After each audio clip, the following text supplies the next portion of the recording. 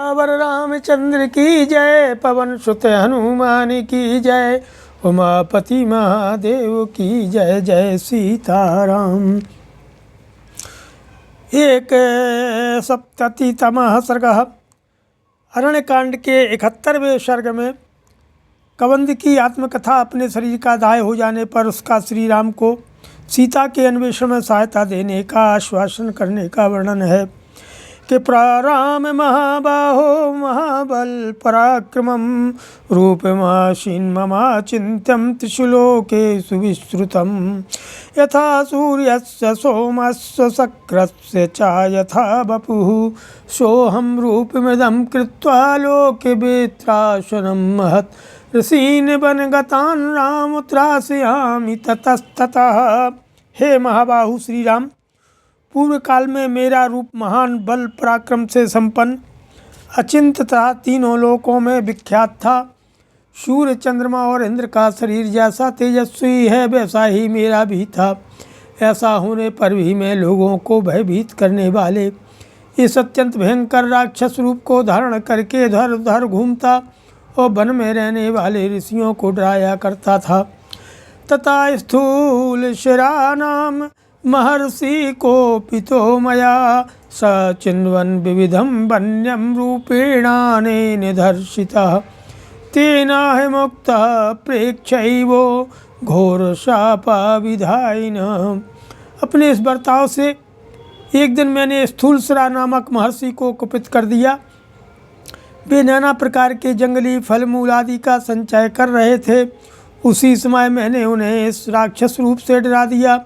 मुझे ऐसे विकट रूप में देख करके उन्होंने घोर शाप देते हुए कहा कि एतदेवं नृशंसं ते रूपमस्तु विगर्हितं समयायाचितः क्रुद्धः शापस्यान्तो भवेदिति अभिशापकृतस्येति तेनेदं भाषितं वचः। अरे दुरात्मन, आज से सदा के लिए तुम्हारा यही क्रूर और निंदित रूप रह जाए। ये सुनकर मैंने उस कुपित महर्षि से प्रार्थना की कि हे भगवान, इस अभिशाप जनित शाप का अंत होना चाहिए। तब उन्होंने इस प्रकार कहा कि यदा चित्वा भुजौ रामस्त्वां दहेद विजिने वने तदा त्वं प्राप्स्यसे रूप स्वयमेव विपुलं शुभं श्रिया श्रिया विराजितं पुत्रं धनोत्सस्त्वं विद्धि लक्ष्मणो।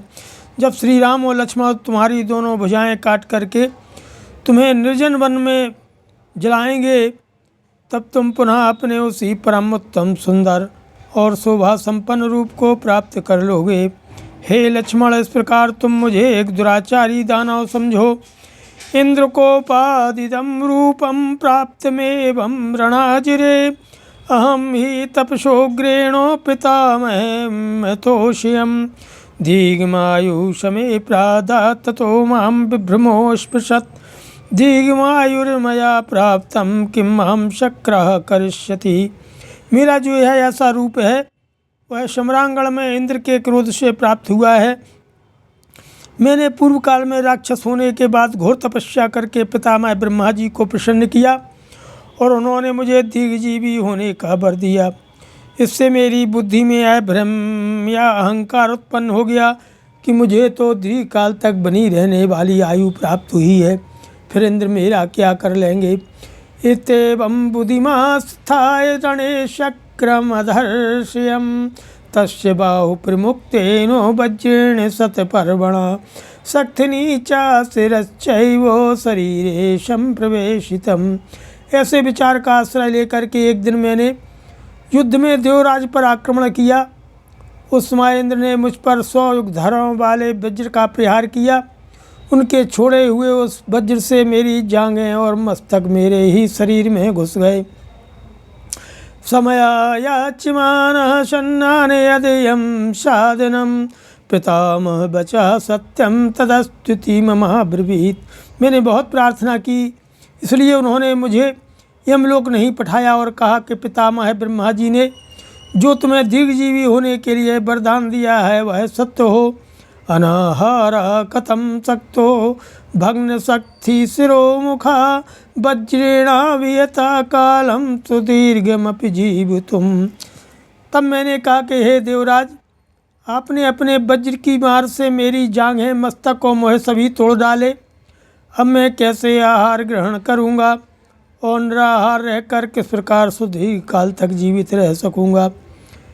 सएव मुक्त शक्रो मे बाहु योजनमायतौ तदा चास्यम च मे कुक्षौ तीक्ष्णदंष्टं कल्पयतो। मेरे ऐसा कहने पर इंद्र ने मेरी भुजाएं एक एक योजन लंबी कर दी और एवं तत्काल ही मेरे पेट में तीखे धाड़ों वाला एक मुख बना दिया। सोहम भुजाभ्याम दीर्घाभ्याम सचिप्यास्मिन् बने चरान सिंहदीप मृगे व्याघ्रानो भक्ष्यामि समन्ततः। इस प्रकार मैं विशाल भुजाओं द्वारा वन में रहने वाले सिंह, चीते, हिरन और बाघ आदि जंतुओं को सब ओर से समेट कर खाया करता था। सतु मामब्रवीदिन्द्रो यदा रामः सलक्ष्मण चेष्टते समरे बाहु तदा स्वर्गं गमिष्यसि अनेन वपुषा तात बने यस्मिन् राजसत्तमो यदि पश्यामि सर्वस्व ग्रहणं साधु रोचये। इंद्र ने मुझे यह भी बतला दिया था कि जब लक्ष्मण सहित श्री राम तुम्हारी भुजाएं काट देंगे उस समय तुम स्वर्ग में जाओगे। हे तात राजश्रोमणि, इस शरीर से इस वन के भीतर में जो जो वस्तु देखता हूँ वह सब ग्रहण कर लेना, मुझे ठीक लगता है कि अवश्यम ग्रहणम रामो मन्येहम समुपैष्यति इमाम बुद्धिम पुरस्कृतो देहन्यासकृतश्रमः।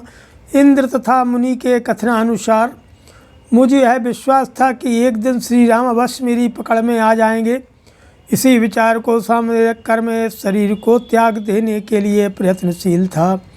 शतुम रामोऽसि भद्रं ते न मन्येन राघवो शक्यो हन्तुं यथा तत्त्वं मेवमुक्तं महर्षिणा। हे रघुनंदन, अवश्य ही आप श्री राम हैं, आपका कल्याण हो। मैं आपके सिवा दूसरे किसी को से नहीं मारा जा सकता था। यह बात महर्षि ने ठीक ही कही थी। अहम ही मति साचिव्यम करिष्यामि नरर्षभो मित्रम चैवोपदेक्ष्यामि युवाभ्याम संस्कृतो अग्निना। हे नरश्रेष्ठ, आप दोनों जब अग्नि के द्वारा मेरा दाह संस्कार कर देंगे उस समय मैं आपको बौद्धिक सहायता करूँगा। आप दोनों के लिए एक अच्छे मित्र का पता बताऊँगा। एवं मुक्तस्तु धर्मात्मा तनुनातेन राघवो इदम जगाद वचनम लक्ष्मणस्य च पश्यतः। उस दानव के ऐसा कहने पर धर्मात्मा श्री रामचंद्र जी ने लक्ष्मण के सामने उससे यह बात कही कि रावणेन हृता भार्या सीता मम यशस्विनी निष्क्रांतस्य जनस्थानात् स भ्रात्रा यथा सुखम नाम मात्रम तु जानामि न रूपम तस्य रक्षसः। हे कमंद, मेरी यशस्विनी भार्या सीता को रावण हर ले गया है। उस समय मैं अपने भाई लक्ष्मण के साथ सुखपूर्वक जनस्थान के बाहर चला गया था। मैं उस राक्षस का नाम मात्र जानता हूँ, उसकी सकल सूरत से परिचित नहीं हूँ। निवासं वा प्रभावं वा वयं तस्य न विद्महे शोकार्ता नाम नाथानाम एवं विपरिधावताम कारुण्यम सदसं कर्तुम उपकारेण वर्तताम काष्ठान्यानि भग्नानि काले शुष्कानि कुंजरै दक्ष्यामस्त्वां वयं वीरो शुभ्रे हे महति कल्पिते। वह कहाँ रहता है और कैसा उसका प्रभाव है, इस बात से हम लोग सर्वथा अनभिज्ञ हैं। इस समय सीता का शोक हमें यही बड़ी पीड़ा दे रहा है। हम असहाय होकर इसी तरह सब ओर दौड़ रहे हैं। तो हमारे ऊपर समुचित करुणा करने के लिए इस विषय में हमारा कुछ उपकार करो। अरे वीर, फिर हम लोग हाथियों द्वारा तोड़े गए सूखे काठ ला करके स्वयं खोदे हुए एक बहुत से गड्ढे में तुम्हारे शरीर को रखकर जला देंगे। शतम सीतां समाचक्षो येन वा यत्र पाहृता कुरु कल्याण मत्यर्थम यदि जानासि तत्वतः। अतः अब तुम्हें हमें सीता का पता बताओ। इस समय वह कहाँ है तथा उसे कौन कहाँ ले गया है, यदि ठीक ठीक जानते हो तो सीता का समाचार बताकर हमारा अत्यंत कल्याण करो। एवमुक्तस्तु रामेण वाक्यं धनुरनुत्तमं प्रोवाच कुशलो वक्ता वक्तारमपि राघवम। श्री रामचंद्र जी के ऐसा कहने पर बातचीत में कुशल उस दानव ने उन प्रवचन पटु रघुनाथ जी से यह परम उत्तम बात कही कि दिव्यमस्ति न मे ज्ञानम नाभिजानामि मैथिलीं यस्तां वक्षति तं वक्षे दग्धा स्वं रूपमास्थिता यो विजानाति तद्रक्षस्तद्वक्षे राम तत्परम। हे श्री राम, इस समय मुझे दिव्य ज्ञान नहीं है, इसलिए मैं मिथिलेश कुमारी के विषय में कुछ भी नहीं जानता। जब मेरे शरीर का दाह हो जाएगा तब मैं अपने पूर्व स्वरूप को प्राप्त होकर किसी ऐसे व्यक्ति का पता बता सकूंगा जो सीता के विषय में आपको कुछ बताएगा तथा जो उस उत्कृष्ट राक्षस को भी जानता होगा। ऐसे पुरुष का आपको परिचय दूंगा।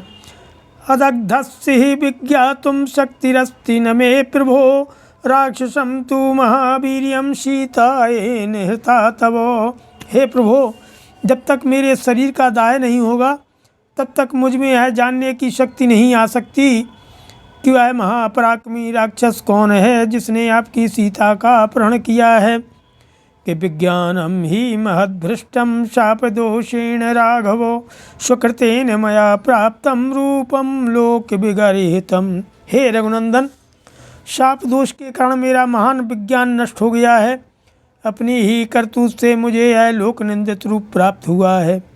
किम तु यावन्यात्यस्तं सविता श्रान्तवाहिना तावन्मां वटे क्षिप्त्वा दहराम यथा विधि दग्धस्तयाहमवटे न्यायेन रघुनन्दनो। वक्ष्यामि तं महावीरो यस्तं वेत्स्यति राक्षसम्। हे रघुनंदन, जब तक सूर्यदेव अपने वाहनों के थक जाने पर अस्त नहीं हो जाते तभी तक मुझे गड्ढे में डालकर शास्त्रीय विधि के अनुसार मेरा दाह संस्कार कर दीजिए। हे महावीर रघुनंदन, आपके द्वारा विधिपूर्वक गड्ढे में मेरे शरीर का दाह हो जाने पर मैं ऐसे महापुरुष का परिचय दूंगा जो उस राक्षस को जानते होंगे। तेन सख्यम च कर्तव्यम न्यायवृत्तेन राघवो कल्पयिष्यति ते वीरो सहायं लघु विक्रमो।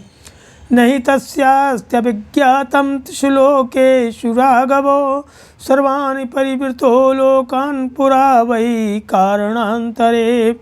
शीघ्र पराक्रम प्रकट करने वाले वीर रघुनाथ जी, न्यायोचिताचार वाले उन महापुरुष के साथ आपको मित्रता कर लेनी चाहिए, वे आपकी सहायता करेंगे।